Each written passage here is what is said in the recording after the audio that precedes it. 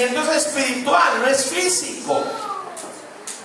Y Tito 3:5 nos enseña cómo se lleva a cabo ese renacimiento espiritual. Y ellos mismos, hermanos, están dando la razón de que de eso se trata y nos mandan a San Juan capítulo 3.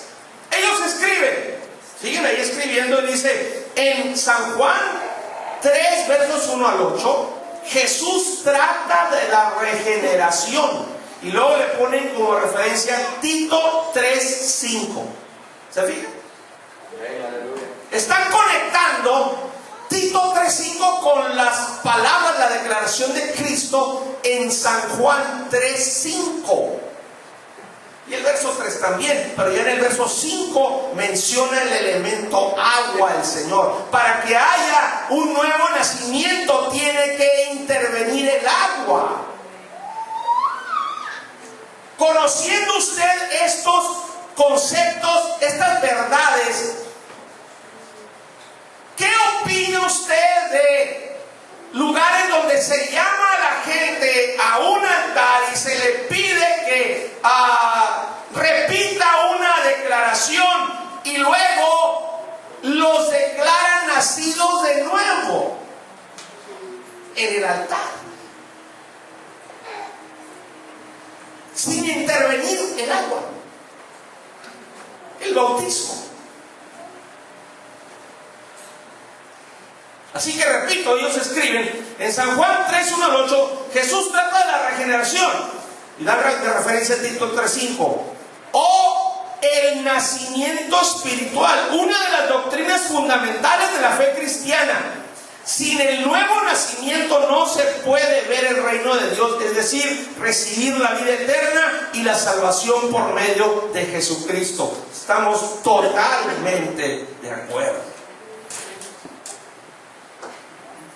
El único problema es que allá en Tito 3:5 no explican a qué se refiere, hermanos, el término lavamiento. Nada más explican el término sobre regeneración. Y lavamiento tiene que ver, ahí en Tito 3:5, con el acto de bautizar a la persona, sumergido en agua. Gloria al Señor. Así que, retomando Tito 3:5, hermanos, que está ahí proyectada, esta escritura claramente nos enseña que el acto del bautismo no es un acto de obras. ¿Sí puede entender eso, hermano? Vean el texto, analícelo. ¿Enseña o no enseña que el acto del bautismo no es un acto de obras? Está diciendo primero que nos salvó no por obras de justicia, pero lo dice ¿cómo? Sino por su misericordia, no por el lavamiento de la regeneración, por el bautismo del renacimiento espiritual, de la renovación del corazón. Así que esta escritura claramente nos enseña que el acto, hermanos, del bautismo no es un acto de obras, hermanos. Y este concepto no interfiere con la gracia. Por gracia hemos sido salvos. Por un regalo de Dios, hermanos. Por algo inmerecido. Gracia es recibir algo que no merecemos. Hermanos, el bautismo es un acto de obediencia. Es un acto de obediencia que activa el beneficio de una limpieza, porque Dios ha dado la palabra. Dios ha dado su palabra, y cuando ésta se obedece, hermanos, el beneficio, la promesa se activa. Como en el caso de Naamán. Vamos a tomar un ejemplo del Antiguo Testamento. Allá en el segundo libro de Reyes, capítulo 5, versos 9 al 14, dice: y vino Naamán con sus caballos, él era leproso, una enfermedad incurable, y se paró a las puertas de la casa de Eliseo el siervo de Dios. Entonces Eliseo le envió un mensajero diciendo: ve y lávate 7 veces en el Jordán, y tu carne se te restaurará y serás limpio. Dios dio su palabra. La obediencia activa el cumplimiento de su palabra. Pero, como muchas personas, Naamán quería que las cosas fueran como él quería, como él creía. Naamán se fue enojado diciendo: he aquí, yo decía para mí, saldrá él luego y estando en pie invocará el nombre de Jehová su Dios, y alzará su mano y tocará el lugar y sanará la lepra. Quería todo un formulismo, un evento de liturgia de manos.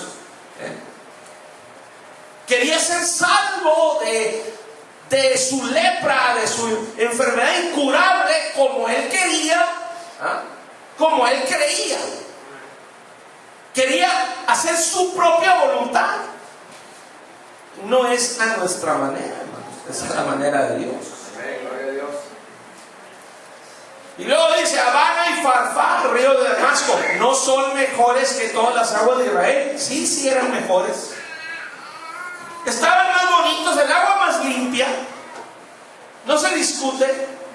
Conozco la parte donde nace el agua del Jordán, hermanos, y más adelante, donde va corriendo, es una gran diferencia. Acá está limpia y acá está bien turbia.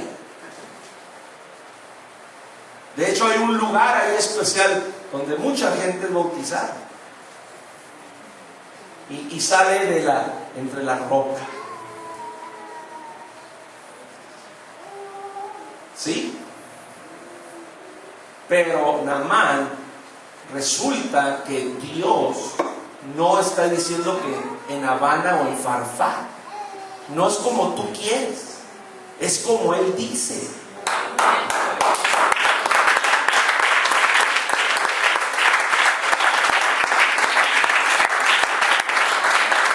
Si me lavare en ellos, ¿no seré también limpio? No. Porque Dios no dijo que fuera sumergido en Abana y en Farfar, en aquellos ríos. ¿No seré limpio también limpio? No. La palabra de Dios nunca se hubiera activado en beneficio de Él. Y se volvió y se fue enojado. A mucha gente le enoja este tema del bautismo, ¿no? Se altera. Pero hay un proverbio que dice: tú no puedes cambiar la verdad. La verdad te puede cambiar a ti.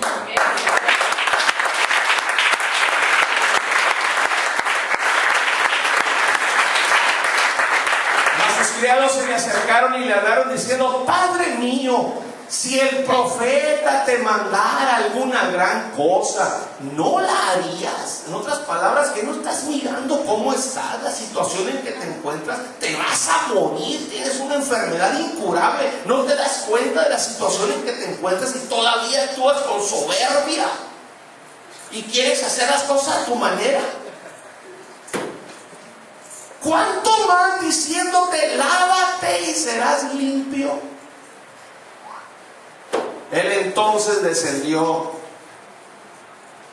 mal encachado, trompudo,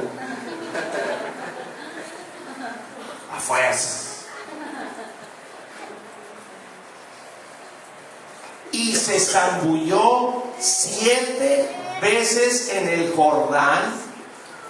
La primera no pasó nada, la segunda igual de leproso, la tercera igual de leproso, hermanos, hasta que lo hizo conforme a la palabra del varón de Dios, que era la palabra de Dios. Hasta entonces, a la 7ª vez que obedece totalmente su palabra, recibe el beneficio, se activa el cumplimiento de la palabra, y su carne se volvió como la carne de un niño, y quedó limpia. Aleluya. Hermanos, cuando la persona es bautizada, con este ejemplo, quiero decir que cuando la persona es bautizada, conforme a la palabra de Dios, se opera el milagro de